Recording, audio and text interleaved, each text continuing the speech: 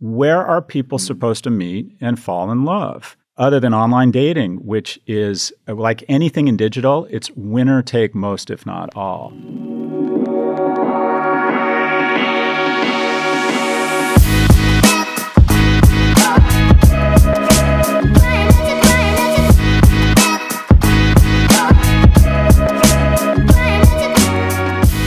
Podcast is a Dear Media production. Hi, guys. Hi, guys. Welcome back to another episode of Girls Gotta Eat. Happy Halloween week. I think this week last year was when the whole costume debate happened. Okay. You know what other word people say that's weird? Tour. What? Tour. Do you recently notice? I feel like I have recently noticed that people say your tour. Your tour. Your tour. I'm that's extreme. I don't think I've heard tour. Your tour. How do you hear it?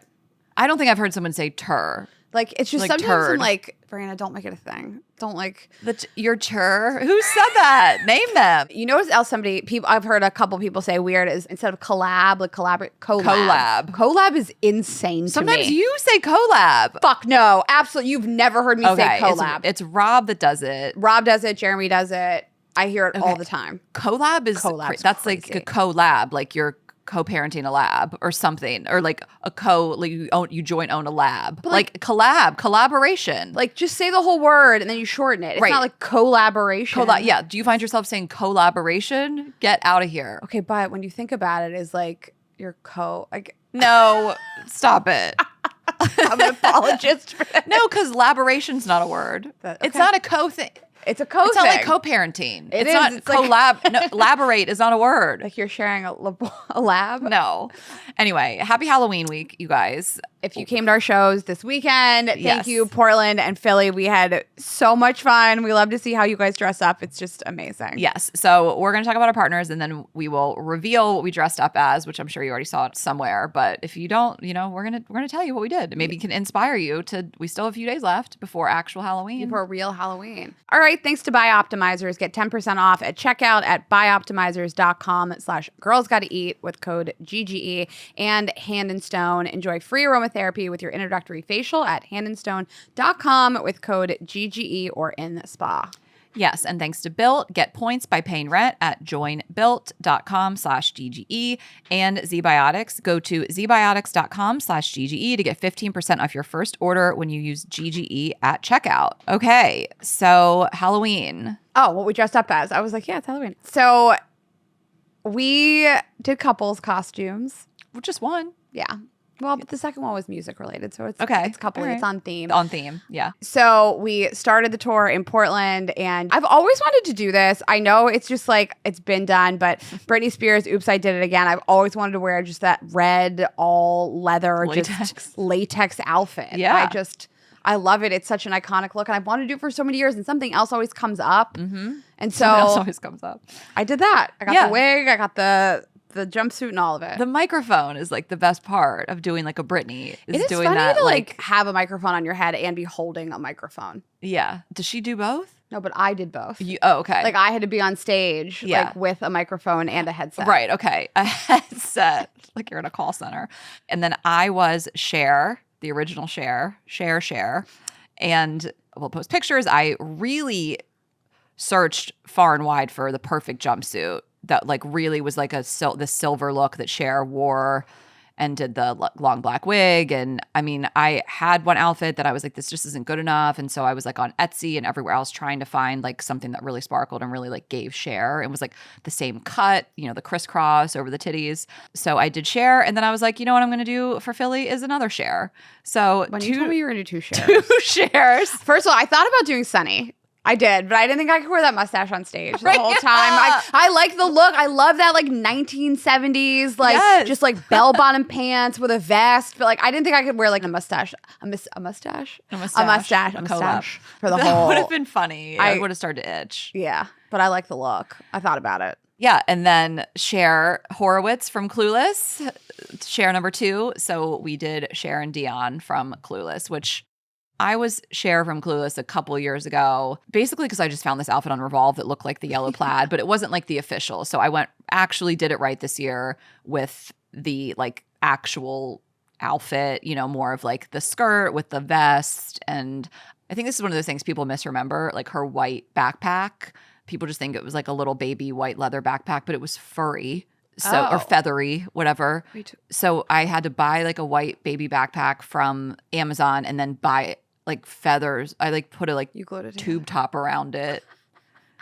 And then I did the white Mary Janes and the white thigh highs. And when I did it a couple years ago, I didn't actually do everything top to bottom perfectly. Did some hair extensions. And so we're recording this beforehand, but we know what we're wearing, so we can speak on it. But I really feel like I did it like perfectly. I felt really good about it. I bought the whole Dion costume and I love it. I think it's just like such a fun outfit. That movie defined my whole life. It's the best movie ever and made. It's so iconic looking. And I'm like very obsessed with like exactly to a T, like get the whole outfit right. And I've never been a Halloween person before. Like before our like tour, our tour, I wasn't that into like themes and costumes. And like the more we've done it, the more I'm like, I love a theme. I love a costume. I want to get it exactly perfect. I want down to the shoes. I really struggled with the shoes for the Britney Spears outfit. Oh. Because they're these kind of like weird, bulky black shoes. And they don't actually look good with that outfit. Like you have like a tight red pant and then this like giant, bulky platform shoe. Oh, right. It's She sort did of wear weird that. looking. Yeah. But I'm so obsessed with a theme and a costume. It's my favorite thing in the world. And it's weird because like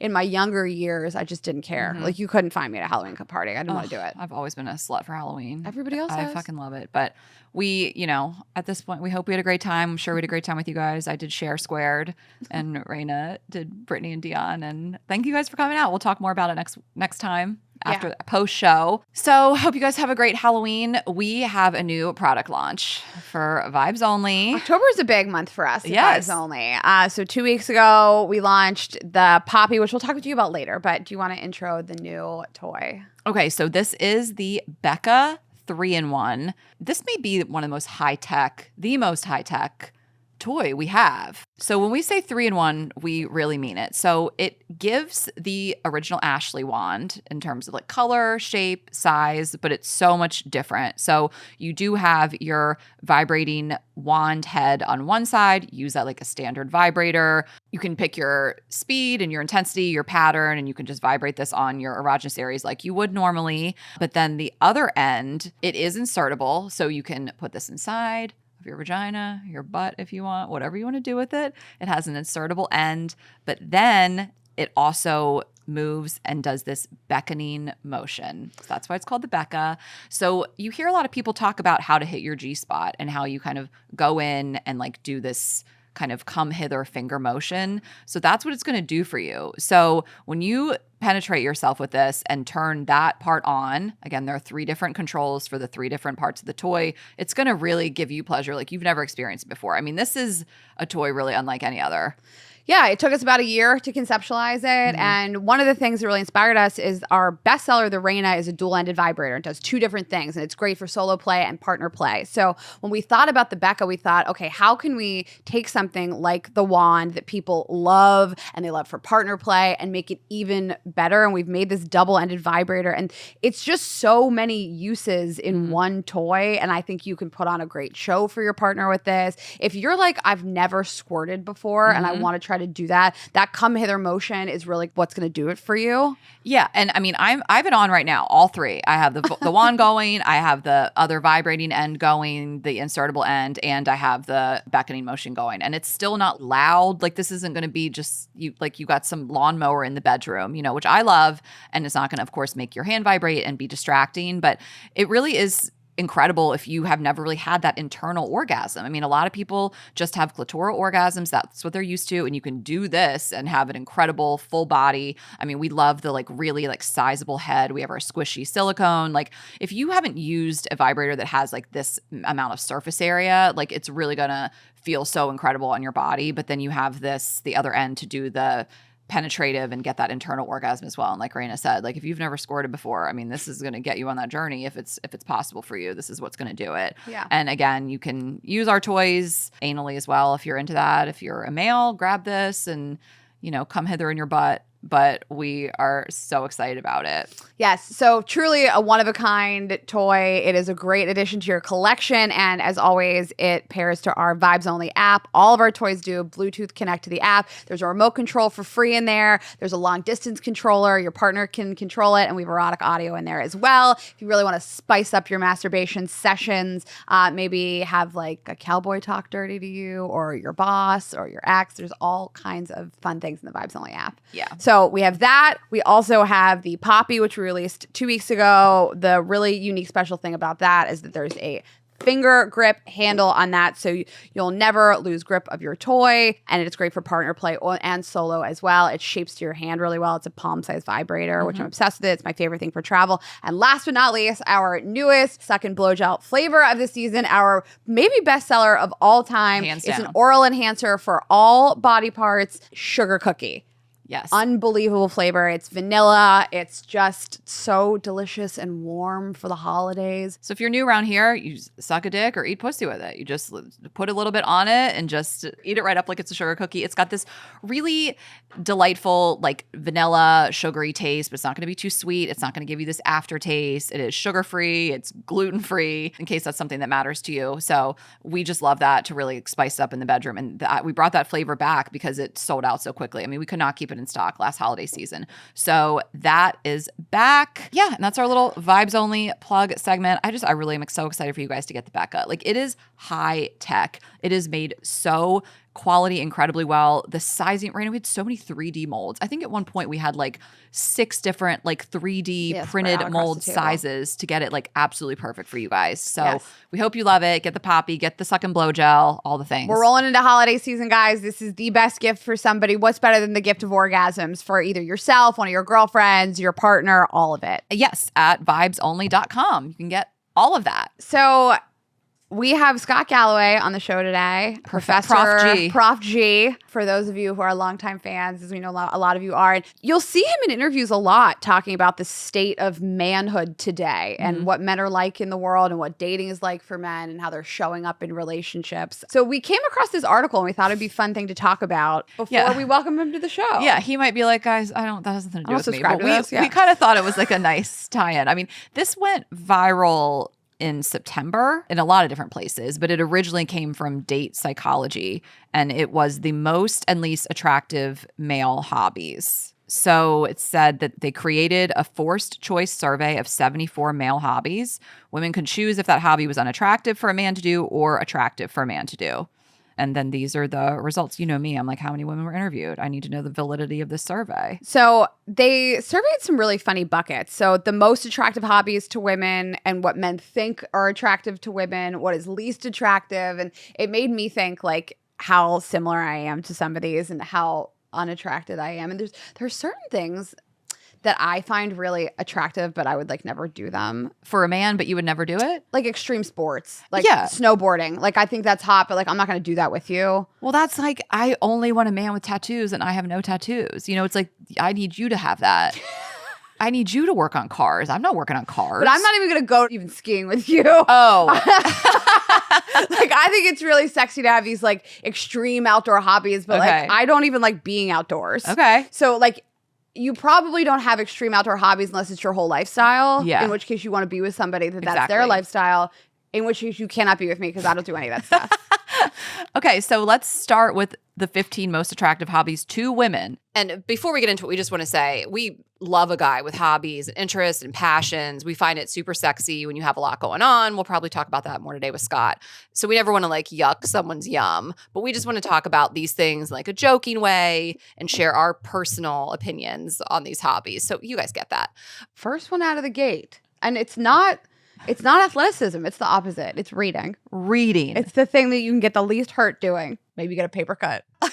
Have you seen the Instagram account Hot Dudes Reading? Or it's like older, but did you ever see that? No, I love that account. Like they'd be on the subway reading a book. Oh.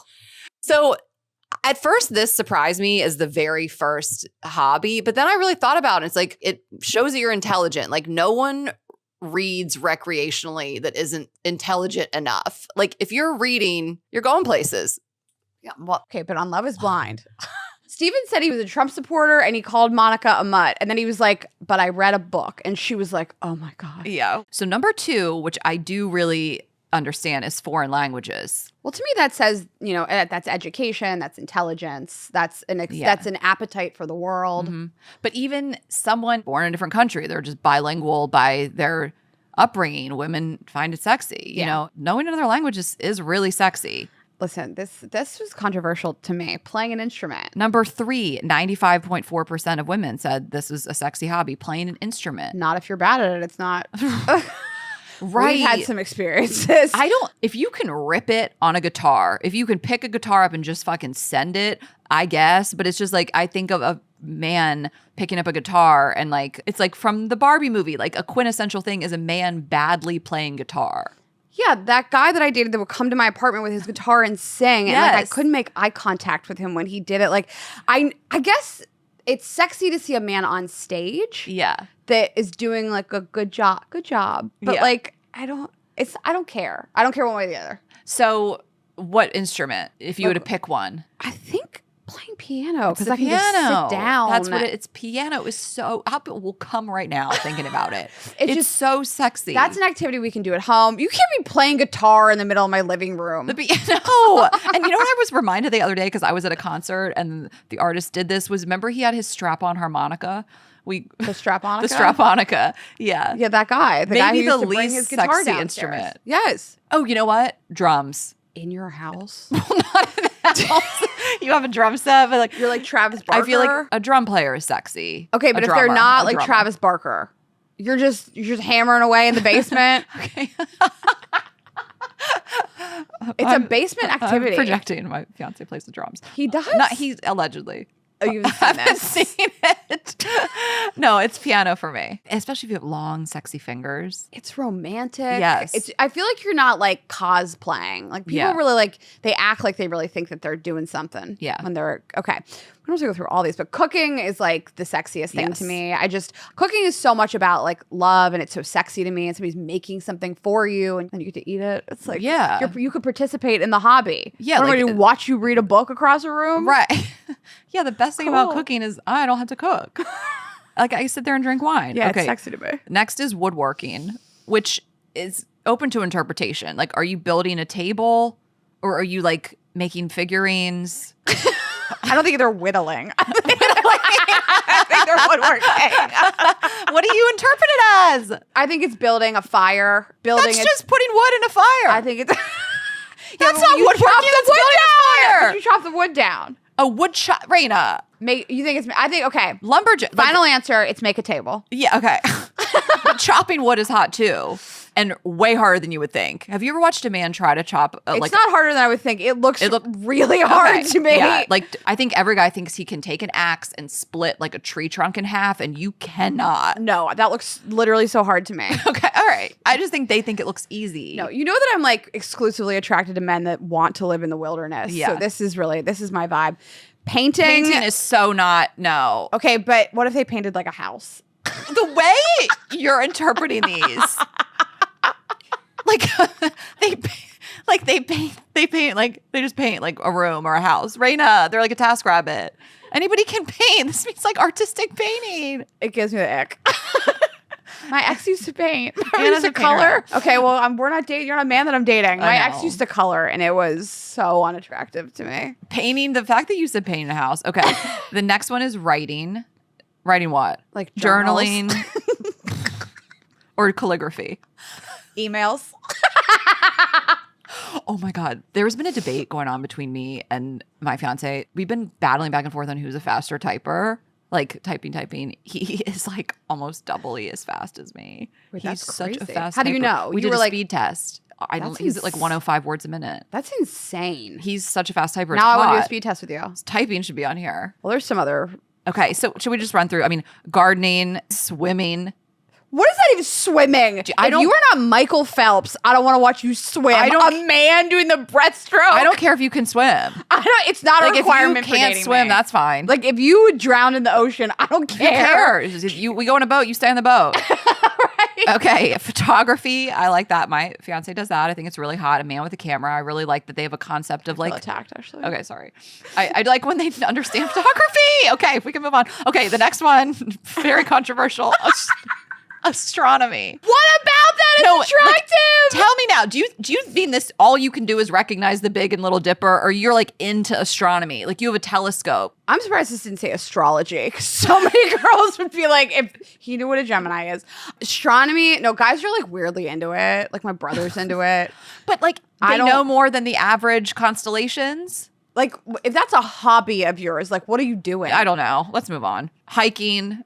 It's just walking. List is just attacking me. Yeah, hiking. I mean, to me, that's like an athletic, outdoorsy person. I think that's like very sexy to a lot of people. I get that. I want a guy that's going to hike with me. Like I enjoy it, low level stuff. I don't need to go on like crazy hikes, but like I really enjoy it. I like to bring Azul. Like I don't want a guy that wants to mountain climb and be hiking super outdoorsy. That's not who I'm with. That's not what I want. That's not what I've ever wanted. And I've dated some of those guys in the past. But if you were super anti going on a hike, because even you, Raina, you wouldn't say you like to hike, but you'll go. I'd like it to be on the table. I'd like outdoor activities, like rugged outdoor activities to be on the table some of the time. Yeah.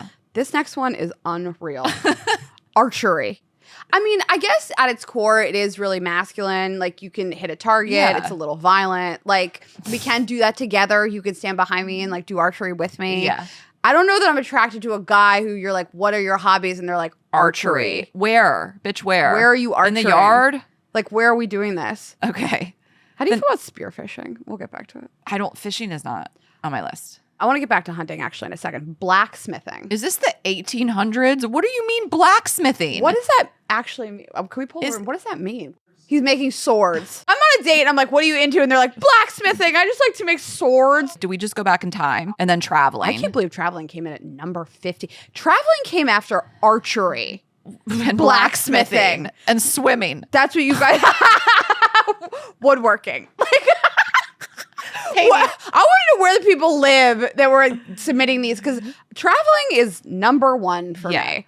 You know what's really interesting, though, is I just want to see what the other hobbies were, because why would they tell us they put 74 on the list? I'm actually surprised. Well, I'm not surprised that people don't like it, but hunting.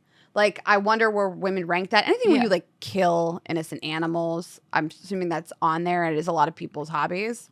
Yeah. That didn't come up. I mean, I am with a car guy, but I think women like the car stuff. I like guys that can do stuff on the cars. I mean, that's who my dad is like that. Like I'm surprised. I don't know what they would have called it, but like that's a hobby. Like cars are a hobby. If you like fix them up or you take your car to the track, or I just thought cars might be on here, and I'm into that, obviously, but I don't know. Cars, no sports. I wonder if sports were on the list. I want to see the list. Okay, you could call archery a sport. I like a guy that plays basketball on the weekends, like skiing. I'm surprised that skiing wasn't on here. Yeah, at like all. Football, not a hobby. That's you play it or you don't. Biking. But like, yeah, biking, cycling. I'm really surprised that cycling, skiing, like these are things that most people want to do with their partners. But I'm saying, I think they were on that list of 74 things, and like women didn't pick them.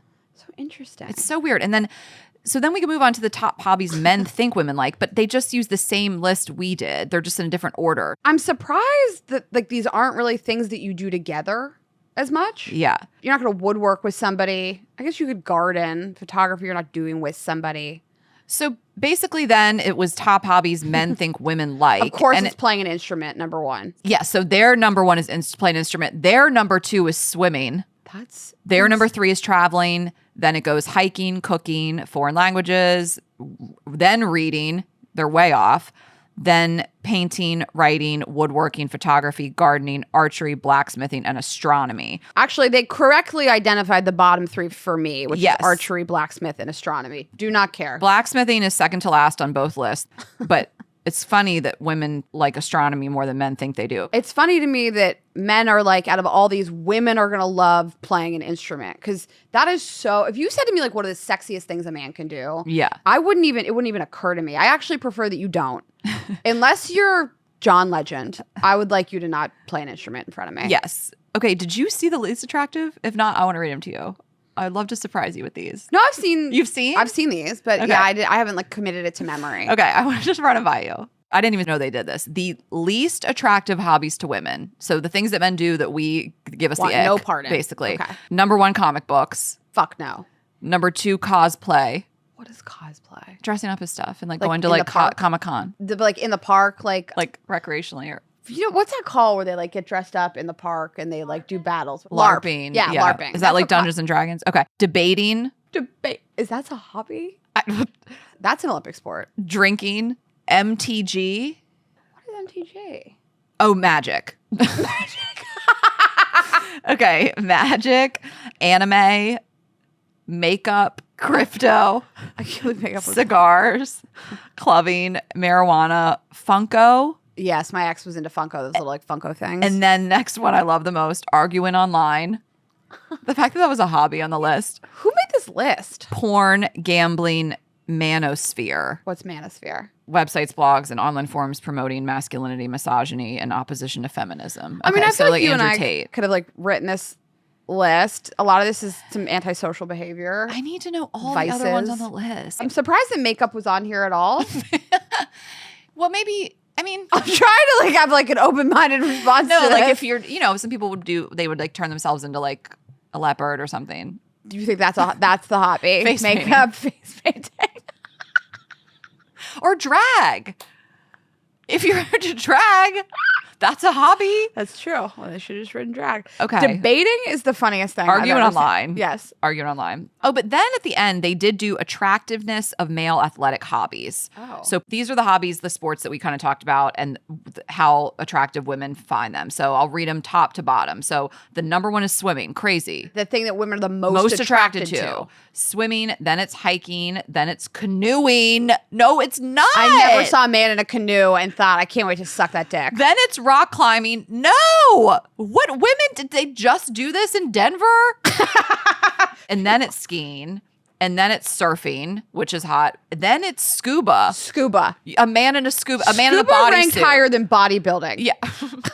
And then it's playing sports. Okay, so they just encompassed all sports. All sports. Fuck this survey. All sports. All sports. And then it's riding.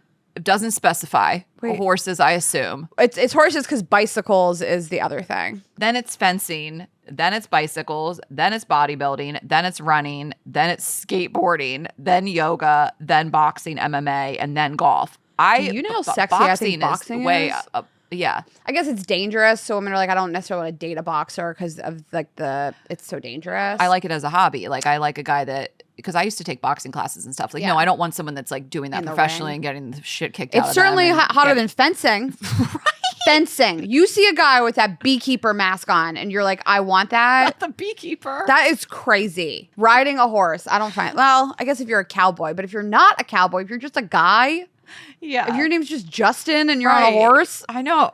Right. I'm like, ride me. Okay. No, I'll ride you. Not ride me. That's weird. Yoga more attractive than boxing. I find boxing so sexy. I do too.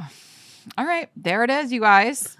Still unclear where they did this and how many people they interviewed. I want to know where But these I women like to lived be and calling how old they bullshit are. on all these surveys, but I Yeah. think it was an interesting discussion. Well, anyways, this is a very long article. There's a ton of different polls. So you guys should check it out. It's on datepsychology.com. It's the most and least attractive male hobbies. Okay. Yeah, we'll link it. We'll put it on our Instagram this week. Girls Gotta Eat Podcast is our Instagram. And we are going to get into it with Scott. Maybe we'll see what he thinks about this. But I am just going to tell you guys about Built. So if you are a renter, which I am, Raina is not for long, but I am still a renter. And if you ever feel like you're stuck in this loop of rent payments, just watching your money vanish into thin air, it is time to turn the rent game around and start earning some serious rewards. That is where Built Rewards comes in. So Built is breaking ground as a neighborhood rewards program that hooks you up with points on your rent. Every month, pay your rent and watch the Built points roll in. Use points to jet off on a dream vacation, put your points towards a flight or a hotel stay with 500 plus airlines and 700,000 plus hotels and properties. You can also use your points to book fitness studio classes, redeem them toward a future rent payment. They're designed to meet your lifestyle. You can pay rent hassle-free through the Built Rewards app. We love that. So easy. Your rent game just got a major upgrade. Built points have been consistently ranked the highest value point currency by the Points Guy and Bankrate. I really love that. Like, especially when I was in my 20s, like I was always like forgetting to pay my rent. Like, not forgetting. I mean, half the time I couldn't afford it, but I was just like, to be able to do it in an app is so convenient. I feel like even today, like it's like one of the last things that's been modernized. Yeah. You know, like finally Yeah. somebody made this like a modern, easy thing. Yes. So you guys can earn points by paying rent right now when you go to joinbuilt.com/GGE. That's joinbilt.com/GGE. Make sure to use our URL so they know we sent you. Joinbuilt.com/GGE to start earning points with your rent payments today. And over 75% of the population is magnesium deficient. Unique Spectrum, no other supplement on the market, offers 7 types of magnesium in one bottle, like Magnesium Breakthrough by BioOptimizers. Magnesium Breakthrough promotes healthy sleep. You can fall asleep faster, stay asleep longer, and have more peaceful nights. Magnesium Breakthrough supports stress management, so it'll boost your energy and mood while promoting relaxation and mental clearness. I really got into this after I had surgery last year, and the doctor prescribed it as just a way to like make my body feel better, functioning more easily, sleeping better, reducing stress, all the things that help you recover from surgery. And I just stayed on it. It also plays a vital role in hormone balance, and there's a 365-day money-back guarantee. You can nurture your mind and your body with all natural, full-spectrum magnesium supplement. Simply go to biooptimizers.com/girlsgottaeat and use promo code GGE during checkout to save 10%. And if you subscribe, not only will you get amazing discounts and free gifts, you will make sure that your monthly supply is guaranteed. Okay, well, let's get into it. All right, guys, we are really excited to welcome our guest today. He is a professor of marketing at NYU's Stern School of Business. He is a serial entrepreneur who has founded 9 firms. His Prop G and Pivot podcast, No Mercy, No Malice weekly blog, and Prop G YouTube channel reaches millions of people worldwide. The New York Times coined him the Howard Stern of the business world. Please welcome to the show, Scott Galloway. Oh, it's great to be here. Thanks for having me. It's great to have you here. Do you like being called Prof G, or Yeah, should we call you I Scott? do. Okay, I do. we'll mix People it are up. nicer to you when they think you're a professor. They have this image that you're at home watching PBS, petting your Labrador, and they're genuinely nicer to you. Really? Oh, it's a fan. I would say to any young person who's thinking about a career in academia that it's a wonderful profession. Okay. A lot of flexibility, a lot of credibility you don't do or don't deserve. But would you guys have me here if I wasn't on the faculty at NYU? Yeah. Oh, good. No way, not I'll at all. send in my I would resignation shoot myself. today. She wouldn't. I'm Yeah. kidding. Yeah. We've had other people on the faculty at NYU, quite a few. Have you? Yeah, but yeah, you're a pretty big deal outside of that too. Thank Well, you I for think that. probably one of the first things I saw was a clip of you talking about men being in crisis, Yeah. and you've Yeah. had this a few different times, the most dangerous person out there. We saw that. And then, of course, the credentials don't hurt, but we Yeah. love what you have to say. Thanks for saying that. Yeah, Yeah. you rejected us first. I've had to come back a few times. Really? Yeah, your assistant kindly passed the first time, but I was like, I'll get him. It No, has been my- a long journey. And then all of a sudden, one day, Raina was like, Scott's in. I Our was producer said, are you kidding? She got so excited when she heard about Girls Guide. She said, Really? you got to do this. You got to do this. And I was like, we got him. Like, we always we're get really in excited. somehow. Yeah. Illusion of scarcity. Sexiest word in the English language? No. No? Oh, the 100%. sexiest word. Yeah, I hate Most that word. relationships usually involve at some point someone saying no. Otherwise, the other person takes them for granted. So can we talk about that before we Sure. get into everything else? The sexiest word to both genders? Or I just Well- want to hear what your thoughts are in saying that Sure. statement. So when they've surveyed people who have been together for more than 30 years, in 3/4 of the instances, one was much more interested than in the other. And most of the time, it was the man. Mm-hmm. And it makes sense. Just everything kind of goes back to instinct. The downside of sex is much greater for women because of pregnancy than it is for men. So women have a much finer filter, which is basically they're choosier. And one of the problems and one of the reasons I think that birth rates are declining and so many people are so lonely in their 20s is that there's very few places for a man to demonstrate excellence. And that is if you're not going into work, if you're not, going to church, you basically have online dating. And women's filter, women will swipe right much less often than a guy will. Men are disproportionately evaluated based on their economic viability. Women are disproportionately evaluated on their aesthetics. Mm-hmm. But men are much less choosy than women. A woman will find something slightly wrong in a profile and decide that's just not for That's me. the ick. That's where it That's starts. just not for me. Oh my Yeah. God, look at that sweater, right? Whereas a guy is more like, oh, she looks cute. Look at those boobs in that sweater. Yeah, but I get the sense she has a great body underneath that neck, whatever it might be, right? And so I think that when people don't have an opportunity to fall in love, and these interviews were really fascinating. They were on video. It was like, yeah, I was interested in him, but he was kind. I liked his hands. I worked with him and I saw how competent he was, and I started to become attracted.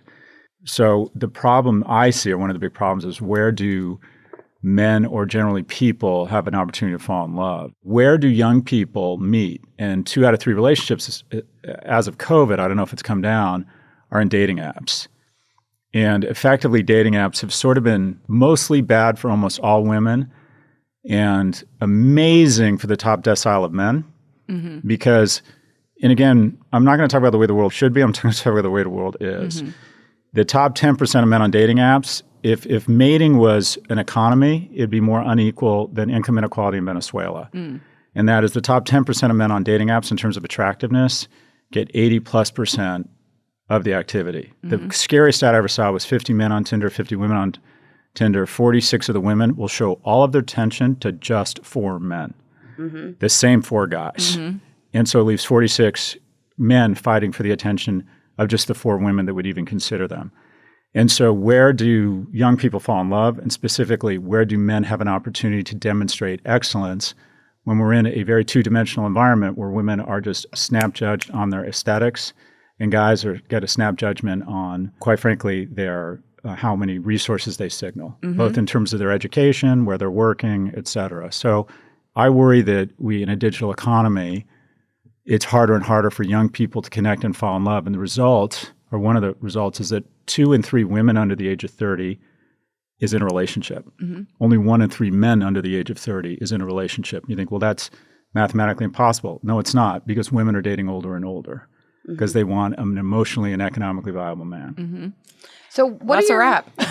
We're done. Peace out. Thanks, everybody. I'm going to go to the roof. Actually, I have to jump off. Tune in to Prof G. So I want to ask you, because since COVID, we've sort of moved to a model at work where we're working from home. And I think about when I worked at Groupon and Amazon and the people that I really like fell for, I dated at work a lot because you can see men in the workplace. And I really respected how people would interact with each other and work really hard. And that's how I saw those qualities that you're talking about. I was at work. I slept around at work. But I was engaged to somebody I worked with. I mean, that's how I met people. And now we've moved to a different type of model. So I'm curious what your feelings are about not going to the workplace anymore. Well, okay, so there's the physical, it's hard to meet someone over Zoom at work. That creates, when you're at work, so here's what sets HR's hair on fire.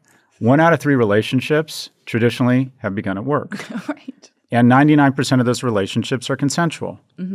And because of some horrible abuses of power, mostly by older men in power, there has now basically the entire HR department and everyone just kind of discouraging relationships at work, right? It's kind of taboo. And if you put a bunch of young people in any environment where they're spending a lot of time together, they should start having sex and mating. That I've been to 12 weddings of people who met at my company, and I think of that as a mitzvah. Having said that, I'm on a bunch of public company boards, or I was. And as a rule, I believe once someone gets above a certain level of power, quite frankly, their fly is up and locked, because you need to take that off campus, because the power, and it's true of women too, but women usually don't abuse that power the same way men do. Women will mistake sexual interest for kindness.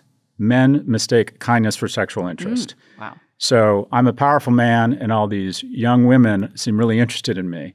No, it's because you have power over them and their economic livelihood, and you're mistaking that kindness for sexual interest. And so I think you need to make it clear that above a certain level of power, that part of your life is taken off campus. But for young people where there's not the same asymmetric power dynamic, I'm not saying you turn the place into, Cancun, but I think it's nice when people, if you're going to ask people, as I do in my company, to work very hard and a lot, use common sense, obviously. And if you don't know the difference between asking someone out to coffee and trying to sense if they're interested and being very slow about it, you need to go very slow in a professional setting, because if it goes wrong, it could go very wrong for everybody. Right. If you don't know the difference between that and harassing someone, you've got much bigger problems. And I worry that, people aren't going to religious institutions anymore. I'm an atheist. Fewer and fewer people are going to church, temple, or mosque. Okay. People aren't going into work. People aren't playing sports. Where are people supposed to meet and fall in love? Other than online dating, which is like anything in digital, it's winner take most, if not all. And that's a terrible dynamic for the world, because if you look at what we're regressing to is this, where we've traditionally been throughout history, And that is 80% of women on this planet have procreated, only 40% of men.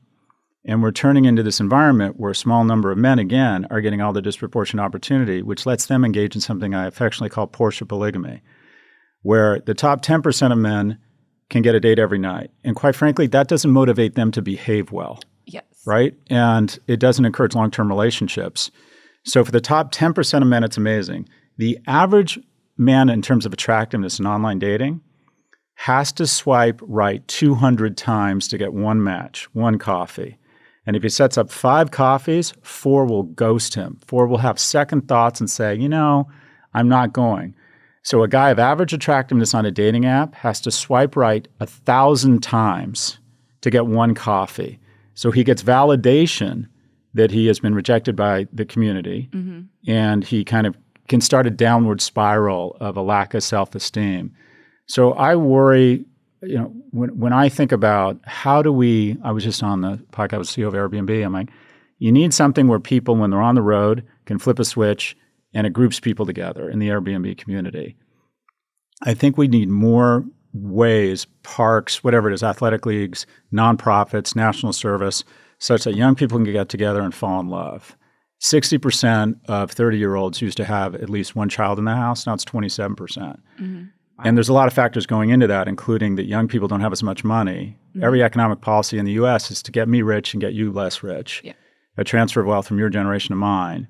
That's part of it. But also, where do young people meet and have the opportunity to fall in love other than online? And I think it's a huge crisis, and there's a lot of loneliness. But the loneliness is especially damaging for men, because women who have an absence of a romantic or a sexual relationship oftentimes channel that energy or find other places to give and receive love. Mm-hmm. They are better at maintaining a friend network. They're better at maintaining a good, healthy relationship with their family.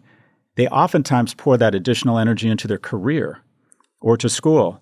Guys come off the fucking rails without the prospect of a romantic relationship. They stop showering. They behave poorly. The reason I stopped getting high every night is because my girlfriend, when I was 23, said, if you want to continue to have sex with me, you got to stop smoking so much pot. Uh-huh. That was a real motivator for me because I really enjoyed having sex with her. Yeah. If I had not had a romantic relationship, guys really need the guardrails of a romantic relationship because they're less mature and they're more prone to addiction. And they're more prone to conspiracy theory. They're more likely to start blaming women and engage in misogynistic content. They're more likely to start blaming immigrants when they don't have a job. And some, they just become really shitty citizens. And that's not to say that loneliness is any less hard on women, but the externalities of loneliness amongst young men seems to be more damaging for society. Wow. Yeah. I mean, I look around at all my single girlfriends and myself, and I think like all of them, they work out, they volunteer. I mean, there's like endless memes about it. They have huge friend groups, they travel, they pour so much time into their hobbies and their friend networks, and it just gets bigger and bigger. And I don't really know that I would say that about all of my single male friends. I mean, this is the stuff that attracted us to your content in the first place. And it's where do we go? I mean, do you have ideas on how it can improve? Because again, it becomes I'm just a glass half empty guy. Sorry, I'm here. Regardless, it's validating. I'm here to talk about the problems, not the solutions. No, that's fine. But to your point about friends, all right? 1 in 7 men doesn't have a single friend. 1 in 4 men can't name a best friend. There is no group globally that has ascended faster than women over the last 30 years. Mm-hmm. More women globally are seeking tertiary education than men. And when you look at some countries don't want women in tertiary education, that's incredible. In the U.S., there's going to be 3 female college grads for every 2 in the next 5 years. Mm-hmm. No group in the U.S. has fallen further faster than men. More single women own homes now than single men. Women under the age of 30 are making more money. They're 4 times as likely to kill themselves, 3 times as likely to be addicted, 3 times as likely to be homeless. We don't have a suicide, homeless, or opiate problem. We have a male suicide. We have a male opiate. Men are 12 times as likely to be incarcerated. Mm-hmm. And because of the advantage that I received, there's a lack of empathy for young men. It's like, well, okay, boss, you've had a 2,000-year head start. But that doesn't help a 19-year-old male that has no romantic, no economic prospects, is not cut out for college, the jobs that traditionally were the on-ramps into the middle class, maybe raised by a single mother, doesn't have a lot of male role models in his life. But if you're thinking about, all right, my friend network and how I get, how I meet people, how many times have you heard people say, I know all these amazing women, high character, attractive, got their shit together professionally, and they can't find a man? We talk about it all the time. That's not true. They can find a man. They just can't find a man they're interested in dating. The disparity of that, and with the education component, like we love the statistics on this because, again, it's been validating, especially in women in New York City, for an example of like, why can't I find good men? It's like there is stats that kind of prove the disparity between the eligible men and women. Sure. But if we're going to have an honest conversation, we need to have an honest conversation, and that is men mate socioeconomically, horizontally, and down. They're sort of indifferent about how much money you make. Mm-hmm. Women made horizontally, socioeconomically, horizontally, and up. 50% of women state they will not date a man shorter than them. I bet it's 80%. It's just an embarrassing thing to own up to. They're just, I think, innately not attracted to someone who doesn't look like they could physically protect them and their children. Mm-hmm. I think it's very instinctual. Effectively, women are getting taller and taller every year. They're making more money. They're getting more educational attainment. 40 years ago, 1 in 3 jobs required a college degree. Now it's 2 in 3. So women are deservedly overdue killing it professionally because they're seeking careers that require, the world needs more college grads. More women are graduating from college. So that's a wonderful thing. But the problem is the pool of horizontal and up is shrinking. And the reality is, and I get some consumer dissonance around what women actually say whenever and we'll get it on this podcast, you're full of shit, I just need an emotionally secure man, I'm fine, I've always made more money. Great. The data shows the following. In marriages, when the woman starts making more money than the guy, they become twice as likely to get divorced in the next 24 months. The guy becomes 3 times more likely to take ED drugs because he starts losing his self-esteem. I'm not blaming this all on women, but I still do believe, and I think the research shows this, that women, for the most part, expect the man to take a leadership role economically. And when he doesn't take that leadership role, she is less sexually attracted to him. So I think it's interesting that we tell women that like a man that's at the top of his financial field and he's tall and he's ascended to the top, we would never tell him date down, date under what you think you deserve. But we are saying to women, you've ascended to this level of money, power, career success, but you height, but you have to make concessions. And we would never say that to a man. I don't think you can say it to women. I don't think you can tell women to lower their expectations. I just think it's great that women are ascending.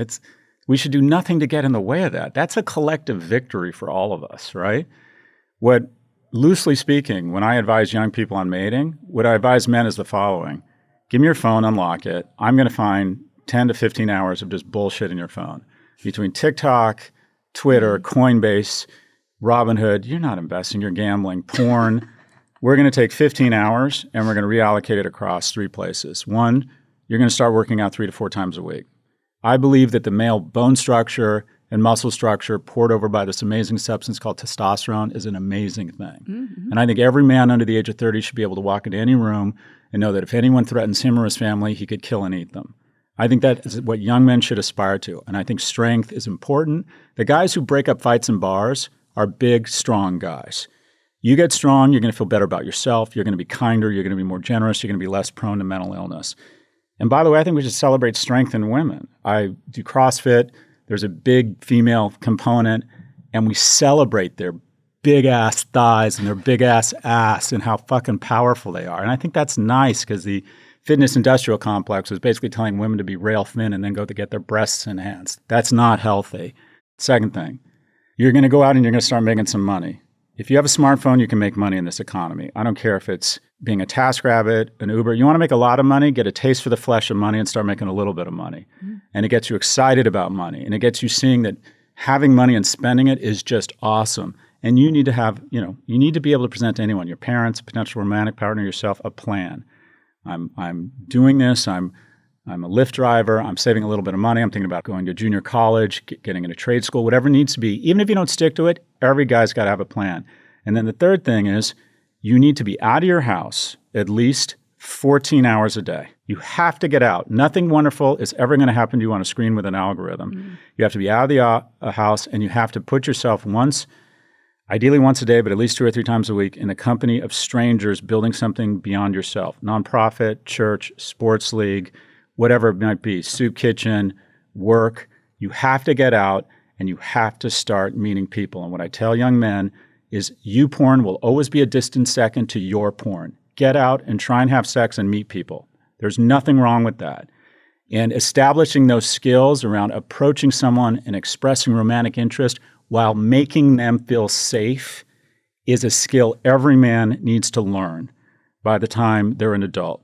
Women still expect men to initiate contact. Some women that's not true for, but still most surveys show that women want the man to initiate some sort of romantic interest or contact. Well, it sounds like you do have the solution to the problem with what the 3 things men need to do. Well, if they can follow those. But in terms of there's all sorts of programs. First off, we need to level up all young people. I think programs just targeting young men are be so politicized. I think we need to lift off all people. We need to stop transferring money from your generation to mine. We need more vocational programming. We need to expand freshman seats at colleges. I do think there's some male-targeted programs for primary education. There are more female fighter pilots per capita than male kindergarten teachers. So let me back up. Where does a boy come off the tracks and become a shitty citizen? It's when he loses a male role model. It ends up that girls in single-parent homes, of which we have the second most in the world behind Sweden, have the same outcomes, the same college attendance, same rates of self-harm. Boys become immediately less likely to go to college, become immediately much more likely to engage in self-harm.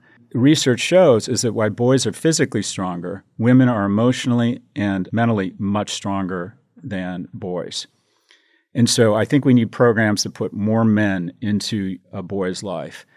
2/3 to 80% of primary school teachers are women. Who are women naturally going to champion? Someone who reminds them of themselves. Think about the behaviors we encourage in school. Sit still, be organized, be a pleaser, raise your hand, only speak when spoken to. You just described a girl. And the education system is highly biased against boys.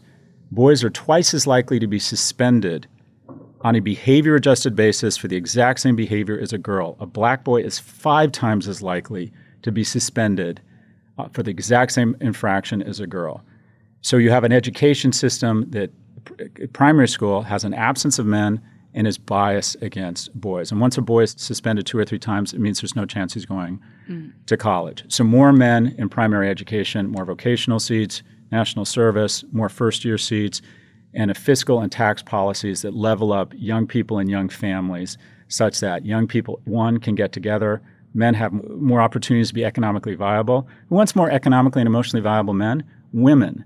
And in general, put more money in the pockets of young people, child tax credit, first-time home buyers credit, a progressive tax policy that lowers taxes on lower middle-income households, such that when people get together, they actually have the money to start procreating and having kids. I'm not saying you have to have kids to be happy, but I think a lot of people are not having kids right now because they're having trouble finding a partner. And once they find a partner, they're having trouble affording children. Totally. Okay, we're just going to take a quick break. I'm going to tell you guys about Zbiotics. I think we have all tried ways to feel good after a night of drinks, but we have found something that we feel like actually really works, and this is a pre-alcohol probiotic from Zbiotics. So this probiotic was invented by PhD scientists to tackle rough mornings after drinking, and the way it works is that when you drink, alcohol gets converted into a toxic byproduct in the gut. It's this byproduct, not dehydration, that's to blame for your rough next day. So the pre-alcohol produces an enzyme to break this byproduct down. So what you do is they come in this just like little vial, and you just take it before you start drinking at night. You take it before you go out, and then it works its magic. It's a proactive solution that wards off feeling miserable the next day instead of a reactive approach like drinking electrolytes or eating greasy food. So I think we've all been there. You like wake up, you feel terrible, and you're like, what can I do? Like this really helps you get ahead of it before you even start drinking. So we love it. I mean, I am not like a crazy drinker. I'm a much more moderate drinker, but I always have this on hand for any time when I think it's going to be excessive. If it's going to be New Year's or it's going to be some big event or even, an extra. A week in New York. A week in New York. Yeah, exactly. I definitely brought my Zbiotics pre-alcohol. So we love it. We think you guys should give it a try. So you can stock up on pre-alcohol now for all your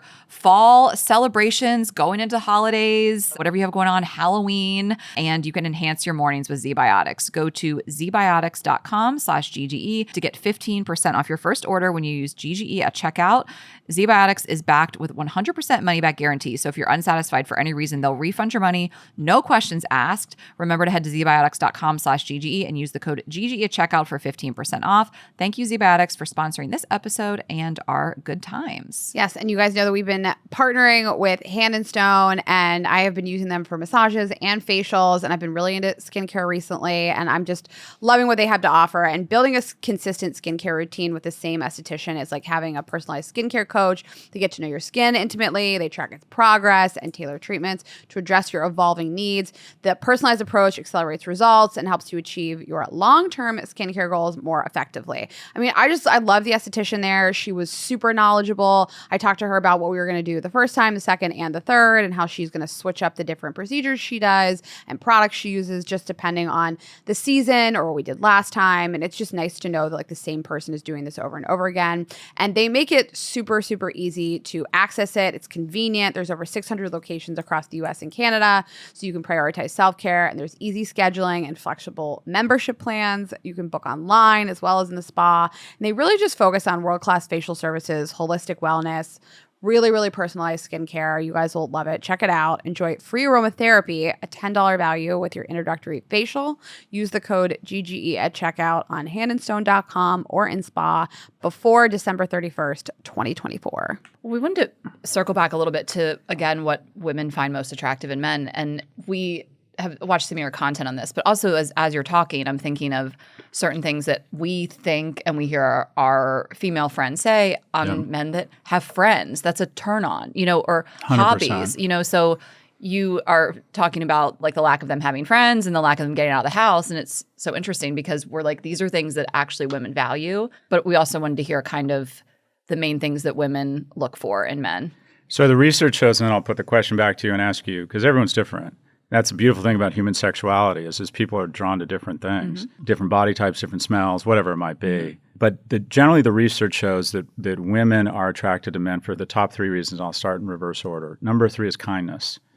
This notion of the bad boy, it's fun in the short run, but generally speaking, women want someone who's going to be kind and a good person, treats their parents well, is kind to strangers.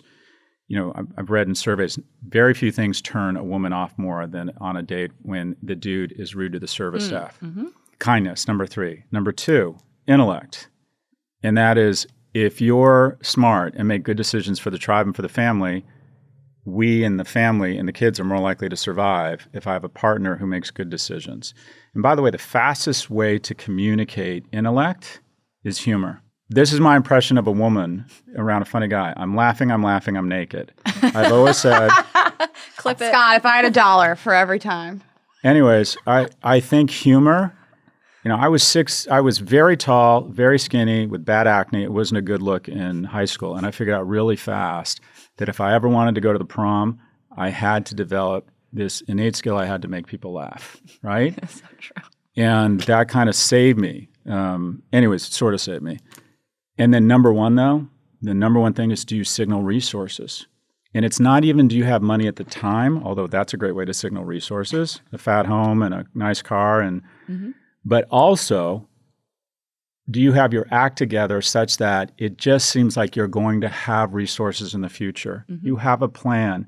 The guy that just got out of Dartmouth and is going to work at Google, he's signaling resources. He's going to be fine. But you don't necessarily have to go to an elite college or be working at a great firm. You need to have a plan, and you need to be making traction, and you need to show discipline. I think one of the reasons that women are attracted to fit, strong guys is not only very instinctual, but when a guy works out and clearly exercises, you're saying, I can commit to something. You're saying, I'm disciplined. You're saying, I don't party every goddamn day. You can count on me. I show up every day for something. So again, in order, reverse order, kindness, intellect, and then signaling resources.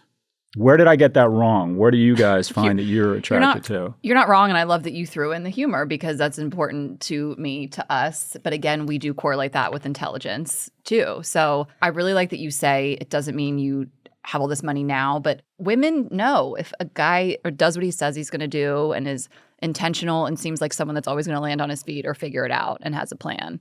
So, I mean, I'm engaged now. All that matches up in what I feel like I was looking for. And on top of it, the other things I said, someone that has a lot of hobbies and interests, has a lot of friends from all areas of his life, has a busy, full life, loves his family. All those kind of go together for me. I mean, we align on that completely. I want to be excited about how you spend your days. At the end of the day, I want to be really amped to hear, like, what did you do today? Who'd you interact with? What'd you work on? What are you going on? What are you planning? And maybe that is, I went to work out. I work out 5 days a week. You know, I worked on something I'm really proud of. I contributed to the world in a good way. I have friends. I have interests. I went to a new restaurant. I want to, like, be amped by how you spent your day. When I first moved to New York, I used to go out. I wasn't doing a lot, and it was the aughts. And New York nightlife was on fire. Lotus, Pangea, you know, just Butter, you know, all these 777. Every night there was something. And I went out, and I was under the illusion that if I could get past the doorman and I knew the right people and was at the right place, that was somehow attractive. And it's totally empty calories. And this guy said something to me that really made all the sense. He's like, bottom line, it's all about what you do during the day. And if you kill it during the day, you're going to have no problem meeting people at night. And what I coach a lot of young men, and what you said about friends is really powerful. I'm like, what do you think of your assets? You got to lean into your assets, right? Do you have a cool hobby? Yeah, I'm actually a really good sailor. Take her sailing. Demonstrate that excellence. Show that you're passionate about something. I have really cool friends. Get a bunch of your friends out. Bring her. I agree with you. I think there are very few things more attractive to a woman than a guy. Guys are the average of their 5 closest friends. So if you see impressive guys, you're going to go, that means he's inclined to be, you know, pretty interesting, right? And it shows that you're not just after one thing, that you like people and that you enjoy being around them. That is I think for young men who have a good friend group, that is a huge asset, a huge plus. And you want to introduce any prospective romantic relationship to your friend group as soon as possible. It shows you're secure, shows you're fun. I think it's a huge maintain relationships. Yeah, right, 100%. Really attractive. I dated some guy, I remember last summer, and he was like, he planned a lot of like guys trips with his friends. They would like go to Vegas. They'd go to a lot of like sporting events. They got a house in LA for once a year for a week. And I thought it was so attractive that like a man had a group of friends that like made plans together. It's really rare. Yeah. So what are men attracted to? And what are the 3 things? Do we have 3? And what are they looking for in women? Yeah, unfortunately, it's not that aspirational. It's kindness, it's nurturing, and it's mostly someone who is, by traditional standards, aesthetically feminine, attractive. Like weird shit, like high bone structure, because supposedly that means your kids are less likely to have infection. Women who look like they'd be good at childbirth, and I won't go into the specifics there. This is the unfair thing. Women are disproportionately evaluated on their looks. That's not a shocker. Men are disproportionately evaluated on their economic viability. And I think that's, for men, it's a little bit more base.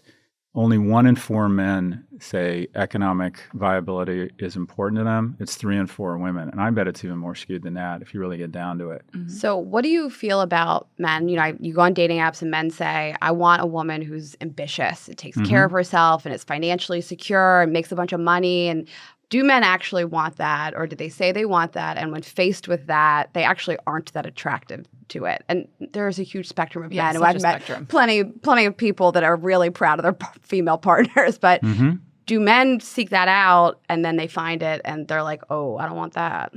I don't know. I think it's situational. Just like some women are just incredibly drawn to artists regardless of what the economic viability is there. It is situation. So I'm making very reductive analysis here. But typically speaking, if you were to give me 10 women who are just professional ballers, physically average, right? But just amazing professionally, and you were to give me 10, really attractive women who were just average professionally, I'd be more confident that the latter group would have an easier time finding a mate.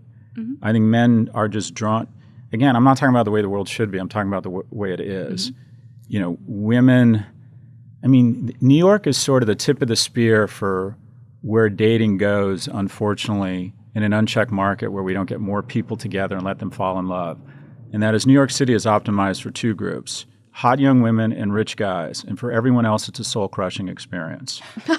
And if we don't create more opportunities for people to spend time together and find out, she's great, and it wouldn't be nice to partner with someone.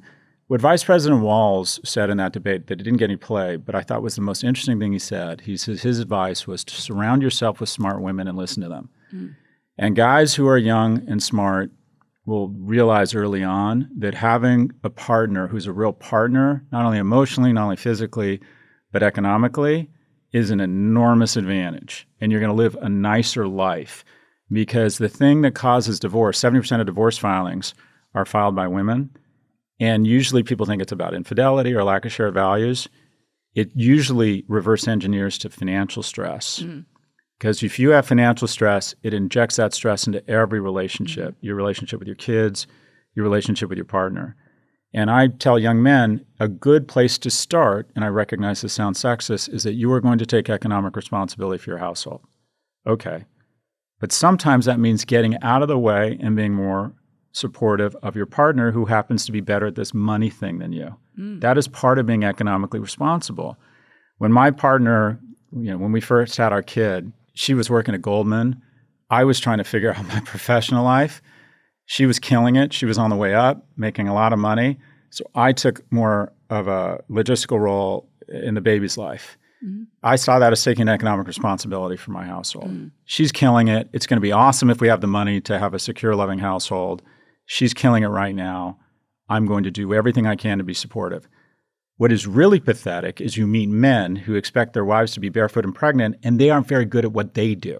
But they have this illusion that just by being a dude somehow, I can't get over how many men aren't supportive of how much more economically powerful they would be if you figured out a way for your girlfriend or wife who went to elite schools and is more disciplined than you, if you let her flat out run professionally, right? Ooh. So the reality is men just don't establish that as much as a criteria as they should, because America becomes more like itself every day. And that is, it is a loving, generous place if you have money. It is a violent, rapacious place if you don't. And it's getting more like that every year. So I think people who are thoughtful think, okay, how can I build a unit that is really economic? And you might have at some point, I'm making much more money now than my partner. So now she's taking more of a role with the family, and she's picking up the slack there. But you can't overcome instinct. And women have a difficult time, and we'll all get shit for this, being attracted to a man who brings a lot to the table except for economic viability. That's a guy that typically has a tough time getting a date. And men have a difficult time. Men are just drawn to who they're most sexually drawn to initially. And it creates a bit of a disconnect when people don't, again, I go back to the same place. We need more third spaces where people can fall in love. I liked you talking about your relationship and how it's ebbed and flowed and who may be making more money, because we see a lot of relationships where, first of all, I'm with someone who knew who I was going into it. He knows that we're successful, I make money, he finds that attractive, we're solid. But we see sometimes where the relationship doesn't start that way. The man is making more and the woman isn't, and then she kind of blows past him. And in a economically strong relationship, like you said, it can ebb and flow and you can take on different roles, and that's positive. But we kind of see it go south because the man is all of a sudden emasculated and he didn't sign up for that. And, it starts to shift the dynamic, and the dynamic changes and he may not be secure enough to handle it. What you said is absolutely true. What you missed is the other side of the coin. Okay. And that is women tend to be less attracted to their partner once they make more money than him. Okay, there is that. I don't feel that way. Well, I'll put it in like a pop culture thing. I'm glad you brought that up. Well, you might not relate to this because you don't watch Bravo, probably, Scott. But you see this across all the Real Housewives franchises on Bravo. And these women went on these shows because a lot of them, their husbands were very successful, and a lot of them were housewives. Yeah. And they blew past their husbands. And never have I seen just like a lineup of divorces like this in my entire life. I mean, no one's marriage can survive this show. It's crazy to watch. So and you watch it time after time. These women become more successful and more famous and blow past their husbands, and their husbands leave them, or they leave their husbands. Yeah. I mean, I guess it's a matter of two people that need to be secure together. I mean, I don't know. You're exactly right, because we see that too. But there's like semantics of what it looks like. Like, of course, if a guy just stops working and is like fucking off and not providing anymore, not working, a woman is going to lose her boner for that guy. But, if she just starts making 50 to 100K more and he's still doing great, then that's on her. So there's all these memes in the manosphere that women are responsible for 70% of the divorce. Gay men, lowest rates of divorce. Heterosexual couples, like 46%, and the largest greatest divorce rates right now are among lesbian couples. So the assumption is women bring more divorce energy. What they don't account for, BDE for women. what they don't account for is the following, and that is, as women are ascending professionally, men's responsibilities or emotional and logistical contribution to the harmony of the family has not followed the same arc of ascent. And so what you have in a lot of relationships, women just shoulder, no matter how much more economically viable they are, it's not like their responsibilities and expectation in the house are inversely correlated and go down. Yes. So what you're finding in a lot of these relationships is a woman's like, okay, let me get this. I'm responsible for the majority of the childcare, the logistics, the harmony in the household, and I'm paying the majority of the bills here. Yeah. Like, okay, I'm out. I'm just out. You got to bring something here. You got to bring more emotional stability. You got to help more with the household, more with the kids. So I think a lot of the increase, the manosphere will tell you that, okay, once I'm no longer a provider, she doesn't think of me as a partner. I do think there's some truth to that we don't like to talk about because it's uncomfortable.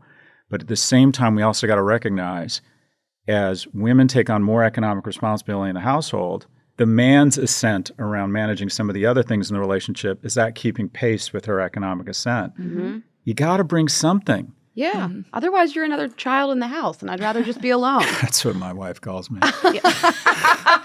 Her third child. We had a guest on recently, and she was saying that more and more women are coming out and saying that may be divorced or even currently married and say, I would never get married again. This didn't work out for me in my favor. So, and I'll date and I'll have sex, but like that didn't work for me. Yeah, I think that's right. I think a lot of women are just doing the math and thinking, is this a good trade for me? Right. And also, quite frankly, a lot of very successful men are saying, why do I want to enter this trade? I can have a series of mini marriages over the course of my life. Yeah. 10% of guys.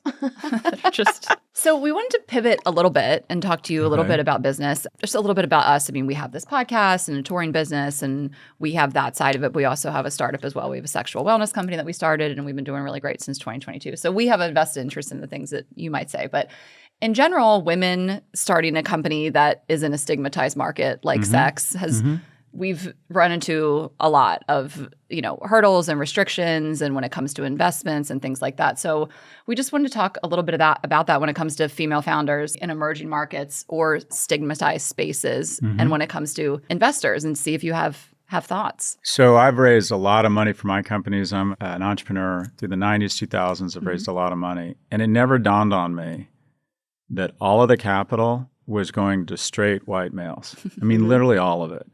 And then I would describe around the turn of the millennium, every VC fund felt like they had to. I remember I had a business intelligence company called L2, and I was raising money. And I was about to raise, I think I raised $17 million. And I went to literally the tier one VC on the East Coast.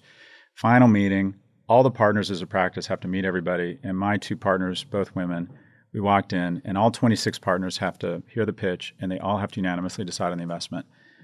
And one of my partners, Catherine, called me out of the room and said, can I talk to you a second? And she's like, we can't do this. I'm like, why? And she's like, there's not a single woman. It's 26 men. And it didn't even dawn on me because I was so used to all of the prosperity in the startup world being shoved to the 29% of our population that looked, smelled, and felt like me. And now looking back, I'm embarrassed that I didn't even notice. Like, why aren't any people of color raising money? Okay, well, and everyone would point to the Indian guy who started a tech startup. And then it became a bit of a novelty through the aughts. Everyone had one or two female founder, or non-white founder startups. Token woman in the room. I think things have gotten much better. For sure. Sure. Yeah, I was at the Founders Forum yesterday at a dinner. Not half, but a good solid 25% of the founders there were women. And I do think that opportunity is not going to match equality here. I don't think we're ever going to be 50-50. I think men, and this will piss off people, I think men are more risk aggressive and more prone to entrepreneurship than women typically. And women instinctually sometimes will feel a greater calling towards family and childbirth, which is not sometimes compatible with startups. Startups don't work unless you're 110% in. Right. Yeah. It's very hard to manage a family and be a founder. Very hard. Some women do. I've seen it, and it blows my mind. Yeah, For I don't know literally how Wonder we Woman. would do Who it. started if we had kids. Meryl's cousin who started the mirror that Lulu bought Oh, it. She yeah. had a kid. She had the million. I mean, I don't anyway. know. I mean, when her and I, we run both these businesses. If I had a child to think about, I don't know how I would do it. The glitch in the matrix in America in terms of what could hold back our economy is that women have made huge strides, adjusted for the industry. They're typically have kind of closed the wage gap. Where they fall to 73 or 77 cents on the dollar based on where you're looking is when they decide to use their ovaries and have kids. Corporate America has still not figured out a way to maintain a professional trajectory for women who have kids. It's figured it out for men who have kids, but it hasn't figured out for women who have kids. In terms of taboo areas, I kind of don't buy it. If there's a lot of money there, I think these guys would do pretty much anything for money. To make more money. Yeah. Do you think that there's sort of like a gap between we've met with a lot of VCs and people that would potentially invest. It's mostly been men, but do you think that there's a different way that like female founded companies are presented to these VCs? That they're like, if this was a man, I'd be more inclined to work with them. There's just an enormous built-in bias because the venture capital community is the most homogenous business community in the world. Okay, here's a great stat. 40% of venture capitalists are men from 2 universities. Almost 1 in 2 venture capitalists are men from Harvard or Stanford. And then that number's understating it because I bet the amount of capital deployed is more like 60 or 70% from men from 1 or 2 schools. Mm-hmm. And whether, no matter how progressive they are or how many subscriptions to the New York Times they have, a lot of VCs are formerly successful entrepreneurs, or they look at their past success. If you're a 50-year-old VC partner, all the money you've made, all the unicorns have been run by white heterosexual dudes. Mm-hmm. So regardless of what you think the world should be, you have a bias towards pattern recognition, and you're just subconsciously more likely to back a straight white male because that's what you know. So unless we modulate for that, unless we say, okay, we have to have more female partners, you can't have 27 to 27. And by the way, the VC fund I'm talking about I took money in 2014. So a decade later, it's now probably a third female partners because they got the memo. Mm. You know, when I walked out of the room, I'm like, I don't think I can get this round done because someone made the mistake of doing the math and found out that 100% of your partners have outdoor plumbing. And that just isn't, I'm just having a tough time selling this to my 2 female co-founders. Mm-hmm. So I do think they've gotten the memo, but there's so much work still to be done because there's a built-in bias. My pattern recognition is to back this certain type of person.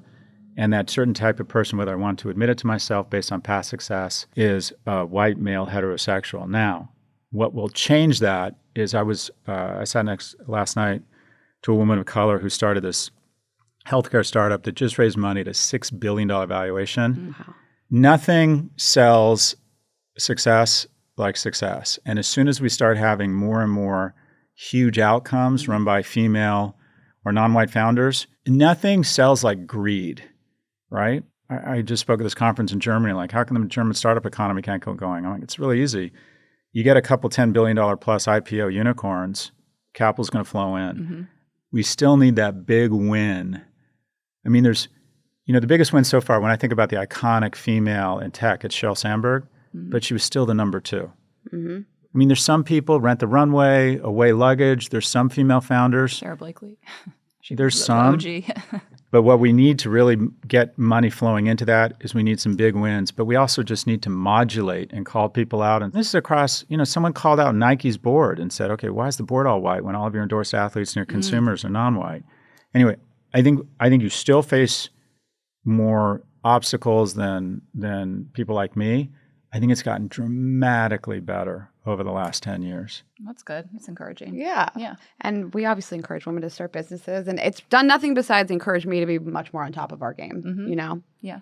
Well, thanks for indulging us with that. We really appreciate that. Was self-serving for Sure. us, but we wanted to chat with you about it. Well, we got through most of what we wanted to talk about. You Scott, guys are this- done. You've had it. You're like, get this guy No, out of here. He's over we'll got- I'll caffeinated. sit here with you We're for 2 coming more up on the hours. hour. We don't know what you got going on. So I read your book actually, The Four, years ago. I worked for thanks for Amazon. that. I didn't know that was yours. Actually, You worked at Amazon. I did. What did you do there? I worked in sales for their restaurant division, which closed down. Wow. But yeah, I read your book. I didn't know that was yours. Yeah, that was me.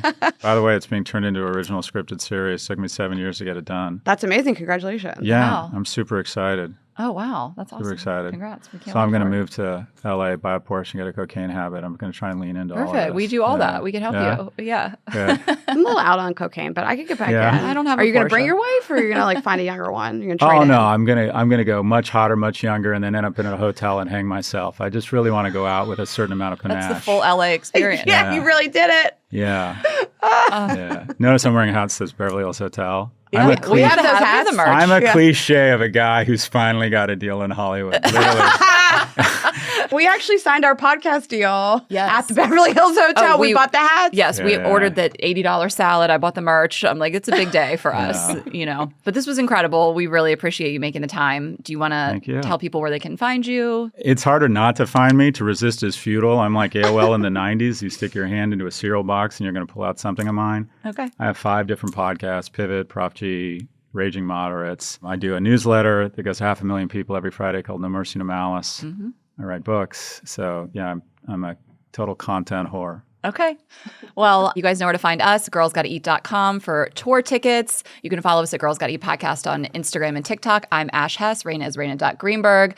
Vibesonly.com for that sexual wellness business we mentioned. Subscribe on YouTube. Share this episode with a friend, and we will see you Thursday. Have a good couple days, guys. Bye.